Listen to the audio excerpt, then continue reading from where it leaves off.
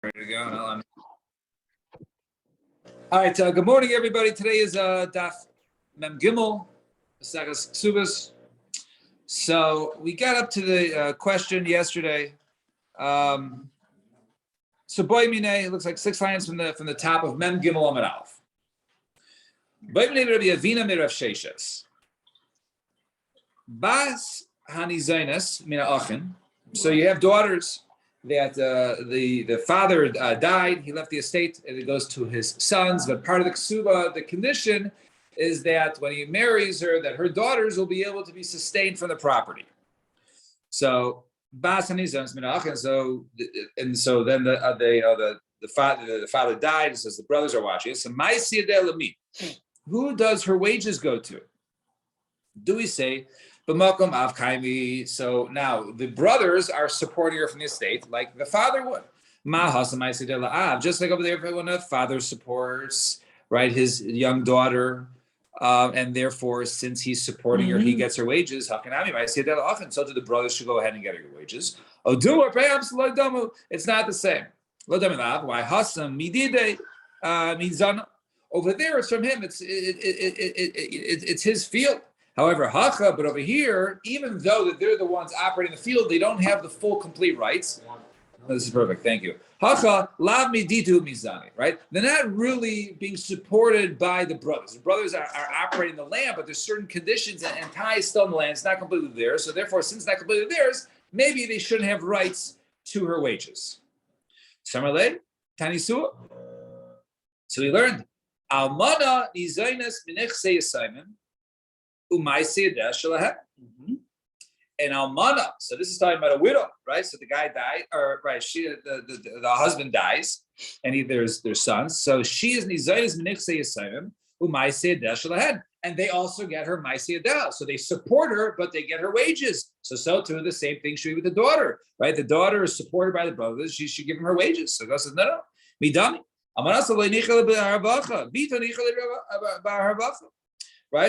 For his widow, right? She doesn't need extra money. So therefore, basically, the condition of that which you guys are supporting her is, for her to be supported, but she doesn't need the extra money. The extra money can go to you guys. Otherwise, you don't need to support her. However, his daughter, he said, what? Let her keep her extra wages. Let her have some extra money, for the time when she gets married, she'll be able to go ahead and bring that into her marriage.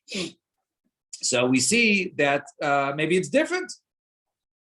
So Gemara says, "Lamema debito adifle menamaso." He's saying that what his daughter, right? He wants her to have hadafa the extra, like he cares about her more, right, than his widow. Right?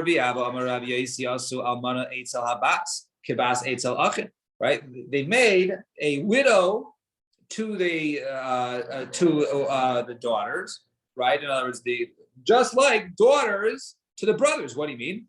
Right? When it comes to meager assets, when there's not enough for everybody to go around. And when it comes to a daughter, right, with the brothers, right, they're orphans, the daughter with the brothers, that over there, the halacha is that the daughter, they go ahead and they take, if there's only enough to support her, so she takes it and the brothers have to go begging the streets. So too, we made it a widow. It's Abbas by a daughter. The almana, she's the one who gets the single support, and the daughter is the one who goes ahead and knocks on doors. So what do you see over here? You see over here, it seems that he cares about the widow more than the daughter. Before you said, the daughter, he wants her to be happy that her have extra money, but over here it seems that the daughter, she's the one knocking on doors and begging for a daily support. So our answer is Lina and Zilusa Amanasa Difale. Lina Harbacha Bita Difale. No, but it's two different aspects. When it comes to the Zilusa, right, the begging and the embarrassment of knocking on the doors, so then it's better for the Amana. So he cares more that his widow should not be not knocking on people's doors. However, when it comes to having extra money, right, the extra savings account, that he prefers his daughter.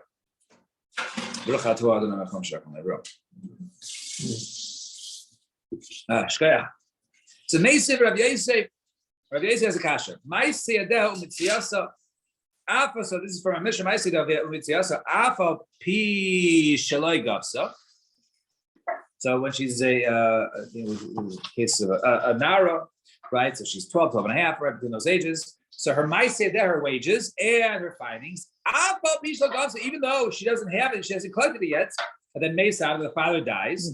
So who does it go to? We say Harei and Shalach, and it goes to her brothers. So they inherit the rights of it because her father owned the rights of the maaseh, the Mitziasa. So Tama, the Bechaya, sounds like only because they were earned, she earned her paycheck, right, while the father was alive. But let's say the father died and then she earned the wages, that would go to her. And my lav in Izaris, we're not talking about a case of where she's getting supported. In other words, she's getting supported, right, by her brothers. The father died. She makes wages. The wages would go to her. The wages only go to the brothers if the father was alive when she earned them, right, when she gets paid 3 weeks later. Why? But since it's because the brothers now supporting her zonas. right. So that means they're still supporting certain zonas. Therefore, if she makes money, she should still get the money. So that was the whole question before. So Rav Sheshes says it goes to the brothers. Others say no, that they do not go to her. So we're trying to prove here who gets the wages. But our Mishnah seems to say that only goes to the brothers, as only because they inherited the father's rights, but the father only inherited while he was alive. But after he's dead, if she's being supported by the brothers, she should be able to keep it. Right. So my love in Izaris, no, we're talking about a case. She keeps her wages. Why? Because they're not supporting her. They don't support her, so she doesn't get to them. So if you're telling me they're not supporting her, what's the chiddush here? Why would you possibly think that any of her wages, right, should go to her brothers? Even according to the opinion who holds that a master can say to his servant, you work for me, but I'm not supporting you. Hani Nili Eved Kanani. That's only when it comes to an Eved Kanani, right? When it's not a full-fledged Jew who is your servant. Look, Sibe, Imcha. It doesn't over there say he should live Imcha with you, that you support him. Right, by an Eved Kanani, well, Eved Ivri, but when it comes to Eved Ivri, one who's a full Jew, the Chsibe Imcha, they should go ahead and be fully, supported by you. Look, Hoshke Vito, and certainly one's daughter. So you can't go here and say, hey, the brothers, right? In other words, the chiddush is that she gives her wages, or maybe because they can say, hey, you give us your wages and we're not supporting you. They can't say that. You can't say it to an Eved Ivri, Kol Shekain. You can't say that to your orphan sister. There's only enough money for the mother. They can't both split it. It's just for one. That was the previous Right. case. Yeah. I see. That So was- then yeah, the that mother was- gets it. That was the mother gets it. That was the other case, right? That was we just tried to prove. How about this one? Is split or? No, this we're not Same talking about thing. that. We're not talking. There's no mother in this case. Okay. So Amma Rabbi Berulo le'nitzucha ela hadafer. Only talking about the extra. In other words, of course, the living wages that she keeps because she's not getting supported. But maybe the extra amount will go to the brothers. And Amar Rava says Rava Gaba Rabbi Krav Yosef lo yada the ika hadafa. Right. So someone great like Rav Yosef didn't know this. Right. This limud. Right. So obviously he knew this. Ukvasiv tiyufta. Right. And then others. And then with the teretz. In other words, this couldn't be the simple pasha teretz that's come to teach you that the extra amount that she gets to teach. Elam Rava Rav Yosef Masis and Kufa Kash. They already had his own problem in itself. Diktani says there might see them. It says over there that her wages and her findings, right? Even though she never collected it, and then the father died, it goes to the brothers from the father. So Gemara says, "Well, what are you talking about? How could it be that she has findings but she didn't collect it yet? Right? The definition of she has mitziasas is she collected it already. So what are you talking about? Rather, this is what the Mishnah. Ma'aseyadeha, her wages are k'mitziasa, like her findings. Ma'mitziasa b'chayav, just like her findings. When she finds it and it's in her hand and her father's alive, it goes to the father. However, but if she finds something after her father dies, she keeps it. So to her wages, nami b'chayav. If she earned the wages while her father's alive, then it goes la'av. But after the father dies, then it goes li'atzma. Shmamida, indeed, learned from here that she would get to go ahead and keep the wages, as we see from over here. As long as if the father died, even if she's being supported by the brothers, she'd be able to keep them.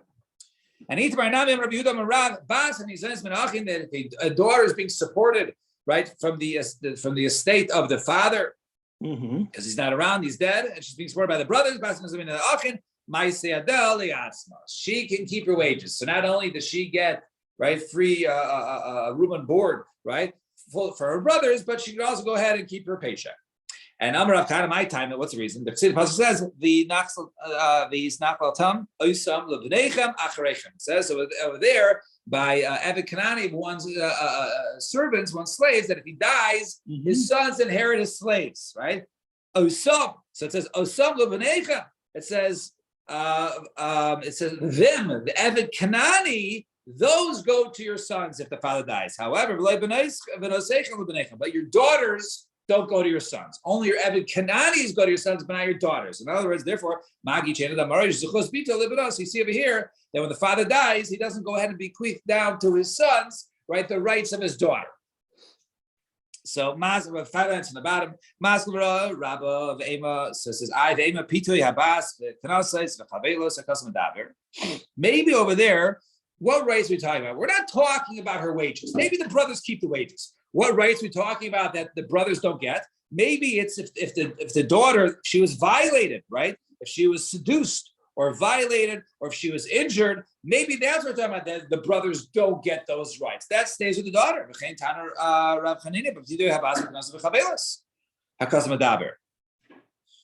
So, however, this Goras house is chavelos. It's how the gufa nino. What are you talking about? So, if the girl gets injured, right, you go ahead and she earns the money. She was the one who was, got injured, right? So she should get the payment. And they set up a trust account. Though she becomes 18 years old, right? So, what do you mean the brothers or the father will get it? What are you talking about? So, Goras answers, I'm Rabbi Yesi Bar Chanina Shepatza. Turn the page. B'fanel. She got injured in the face. She got injured in the face. Therefore, that devalues her ability, the father's ability to go ahead and marry her off or to sell her as a shivcha, and therefore the damage, right, or the loss is with the father. So maybe that's what I was talking about. In other words, the damage, to her or any types of onis mafata, seduction. That only maybe that stays with the daughter, but maybe her wages go to the brothers. So you can't exactly learn from there. And Amar Rav Zeir, Amar Rav Basa, Amar Rav. So that was in the name of Rav. Rav Zeir, Amar Rav, Amar Rav. Some say Amar Rav Zeir, Amar Rav Basa, Amar Rav. Bas Hanizanis min Achin, a daughter who is being supported from the brothers. Ma'aseh Adel le'atzma. She keeps her wages. The chesed, because pasuk says we brought earlier. You go ahead and you bequeath down to your sons, your slaves to your sons. So after you, so you only go ahead and bequeath your slaves to your sons, but you don't go ahead and bequeath the rights of your daughters to your sons. So to tell you that the person doesn't go ahead and bequeath down to his sons the rights that he has of his daughter to his son, which is her brothers. And Amrle Avimi Bar Papi Shakud Amra. Shakud, that was a nickname for Shakud. He's one who's like Shaktu, or like Makpid, right? He's very diligent. So Shakud Amra, he was one who said that she keeps it. So Shakud Man, who is that? Shmuel. So Shmuel said it, but you just said Rav Amra. What do you mean? We just brought out this statement, the name of Rav. Rav is one of the daughters said, not Shmuel. So where says Ema Af Shakud Amra? Even Shmuel says so. Rav holds that even though the sister is being supported by her brothers, she keeps her wages. Shmuel holds that she keeps her wages. And Amarav Mar Bar Neimer Rav Ashi Hachi Amrin Hardis was in Harda Hilchos Kavos Rav Sheshes. The halacha is like Rav Sheshes, who we learned on the previous Amud that Rav Sheshes, because he was one who was originally asked the question, and he says no, the brothers get it, arguing with Rav and Shmuel. And Rav Ashi Amar Hilchos Kavos the Rav Hilchos Kavos the Rav. Now the halacha is like Rav in these cases. He said halacha like Rav. In the end, Lamaisa, the halacha is like Rav, that even though she's being supported by her brothers, nevertheless she gets to go ahead and keep her wages. Fine. Now Mishnah. Mishnah says Hama'ores as Bito. So one who goes ahead and he's Ma'ores as Bito, right? She has her married or engaged, right? Ma'ores, he has her betrothed to somebody else, right? Well, he's Russian engaged, right? Hamaris as Bita. Okay. That's Erison. The Girsha. So she has, there's a ksuba there, and she gets divorced. Okay. And Irsa, and then she goes on, then she gets engaged once again when she's still younger. Then he's Arbalam, she becomes widow. So she got engaged by her father. Then she was divorced. She got engaged again, right? So machlokes is exactly how can she marry off herself, or does the father still do it? But Irsa, she goes ahead and she gets engaged. It means Armala, and she gets divorced. Ksubasa shalom. The ksuba is the father's, because all of this occurred while she was a nara, while she's below the age of 12 and a half, and therefore the father inherits the ksuba. He see if she now, instead of just being erisid, the guy marries her. The Gershon, she gets divorced. Or you see and then she gets married a second time and gets widowed. Ksubasa shalom. She keeps both ksubas for the first and second husband, because since she was married, right? Once she's married, she's basically out of the rishus of her father. Therefore, if her husband divorces her, which the first husband did, she keeps it. And then when she got remarried to another guy and he died and she became widowed, she keeps that too. Rabbi Yehuda Omer, Harishayna Shalav. No, I agree with you in the second case. When she got remarried a second time and then she was a widow, she keeps it because it came after the point in time when she was already married to the first guy. So once she got married to the first guy, she was cut off, or the father was cut off to the rights, and therefore the father doesn't get the second suba. However, says Rabbi Yehuda, the first one belongs to the father. We'll soon see why, right? The father was the one who set up the marriage. So they said, so Amrlo, no, but she see the once she goes ahead and gets married, the father has no more rishus. So once she gets married and then she gets divorced from the first guy, he no longer has the rights to have the ksuba. Fine. Zok the Gemara. Tama, the Yisiya, the Girsha, Yisiya, V'nisamla. The reason why I'm mentioning about the case is because first she got married, then divorced, then married, then widowed. However, Aval Nisamla, Trezine, Sulay Chazlin Suve. But if she got widowed twice, she wouldn't be able to go ahead and get married again. In other words, why did the Mishnah Dafka bring a case that she got divorced and then she got widowed? Why not bring widow to widow, right? So it's coming to teach you something else, that if a woman is widowed and widowed twice in a row, then there's a new halacha that applies to her, that she can no longer get married again, because there's a chazaka that she basically kills her husbands, whether it's the mazel, whatever it is, right? We're not saying she's a murderer, but don't marry somebody again, because basically you create a chazaka. Now, even though in this case, right, we're not talking about getting married a third time, but as Rashi points out, we wouldn't bring in a case, right, something which is derech paranios, right, something which is bad. So therefore, they didn't want to bring in a case of, all of a sudden now she's, a black widow, right? She's someone who can't get married because she's, widowed twice already. So therefore, I teach something else. The Agaborcha. Then I'm Batman. Second. I'm sorry. We're just talking about the Nara here. There's only in the cases where Right. the father gave her over to be married. Yes, correct. Yeah. Bulgarians could get married after she kills two of the husbands. No, there's a question over there. No. This has to do with any woman. Any woman who is widowed is a machlokes whether the chazak is created after 2 or 3 times. Right? Look at Rashi for a second. Right, the first Rashi of the Gemara, right? Tulo chazir lein sube. The havi chazaka liyais baaleh mason, right?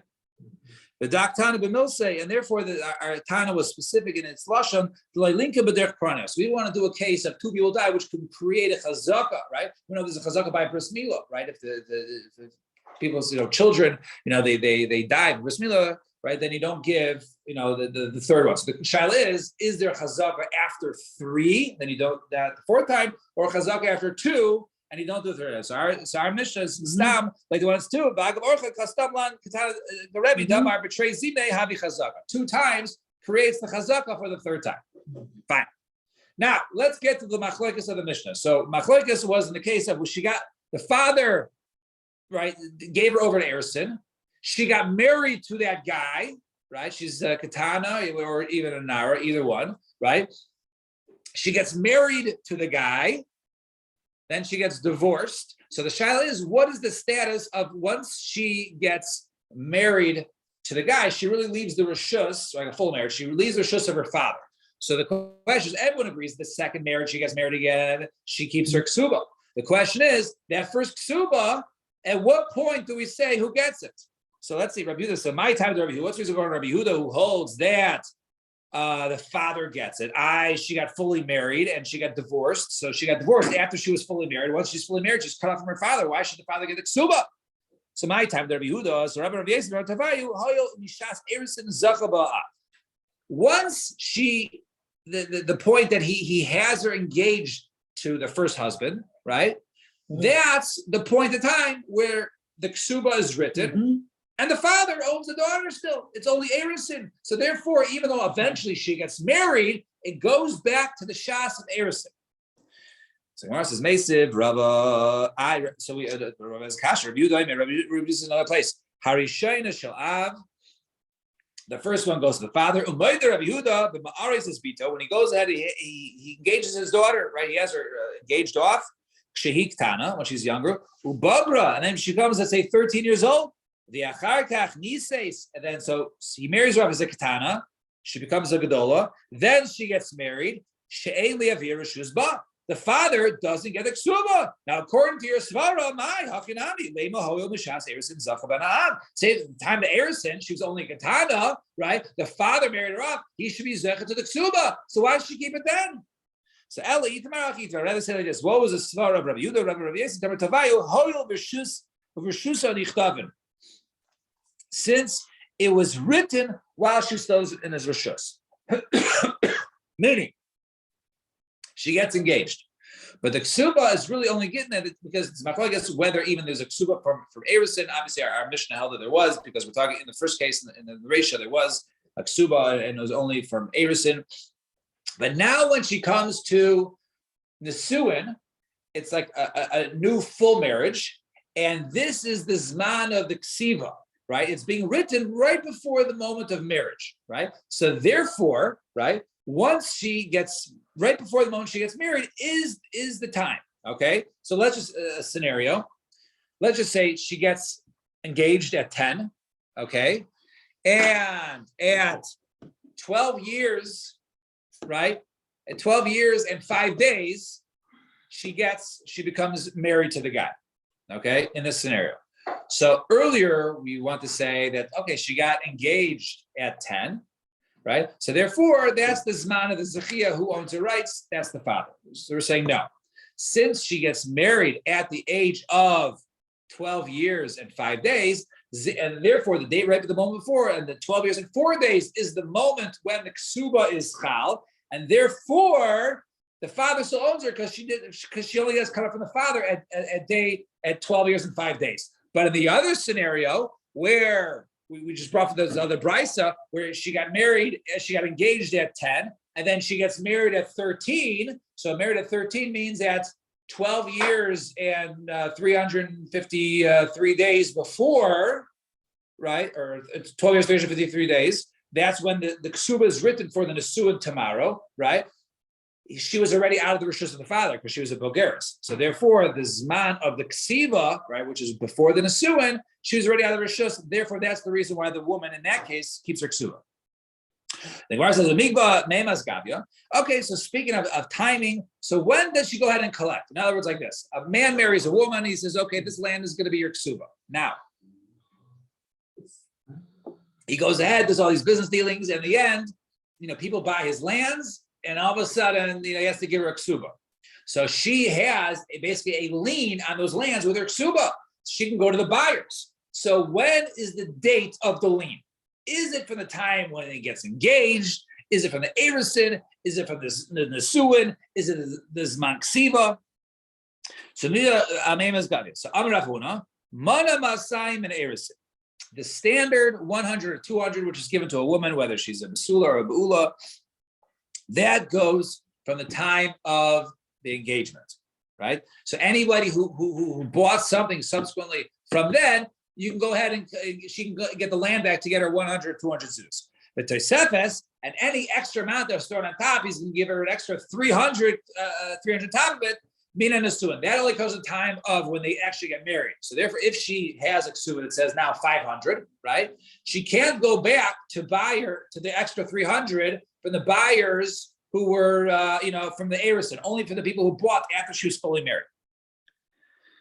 Rabbi Yosi Amar, echad zeh v'echad zeh minasu. No, it all is only collected after the time of the Nisuin. Anybody who bought lands from the property before he was fully married, that land is safe. She can't go ahead and take it back from those buyers. Remember, Rav Huna was the one who said it goes from the Zman Erison. Vayitamar. But in this case, guy divorces his wife. I've had enough. Goodbye. She goes, okay, let's give him my ksuba. Let's call it a day. But she produces 2 ksubas. Achas shomasayim. One is for 200 zuz, right? She was the achas shel shlosh, but that was 300, right? So we're assuming that she was a basula. So one was 200, and the other one was 300. The other Rav Huna, and that says, excuse me. If she's going to go ahead and collect 200, she takes it from this first time from the Erison. Shlosh mios. If she's coming, if she only collect 1 ksuba, she takes the other one. Gavim is man sheni.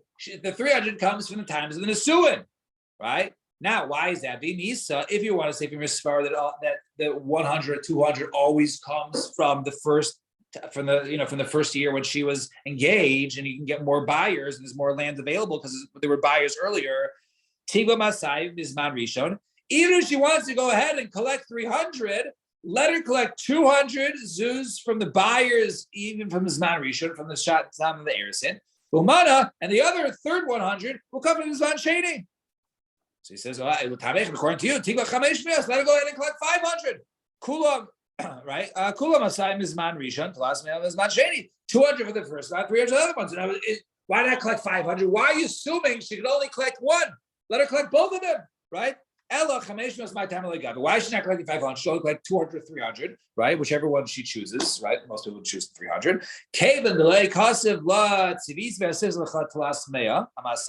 Since it's not written in the 300 ksuba, I'm adding 300 to the previous 200.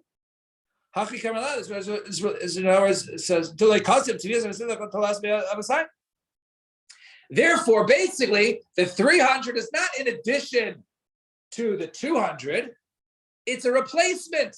And when is that occurring? At the Nisuin. So therefore, it's not like, so if I'm collecting the 300 is time the Nisuin, and the 200 was the one from the Erison. If you want to go ahead and collect for the first time, so then you have to take the original ksuba that I gave you one from the time of the Erison, which is the 200 from the time of the Erison. And if you want the 300, he was on Sheni, Gavisa, and if you want it only, you go for the second time, then you'll collect 300, but that is from the later day, from the Sman of the Nasuin. And Hakinami, so too in our case, we say Hainu Tama Delay Gavia, Delay Mea Amasai. The reason is over here that he doesn't collect from the original date of the Erison, rather goes to the time of the Nasuin, is because he didn't write on the other one, right? I'm adding to you in addition to 300. Therefore, basically what you're saying is you're giving up the rights, right, by accepting the Nuksuba. Therefore, it's not from the Zman of the Erison. Rather, you can only collect from any buyers who bought it past the time of the Nisuba. All right, we'll stop here. Shkayach, tomorrow, we will continue. Have a wonderful day. Can sell it.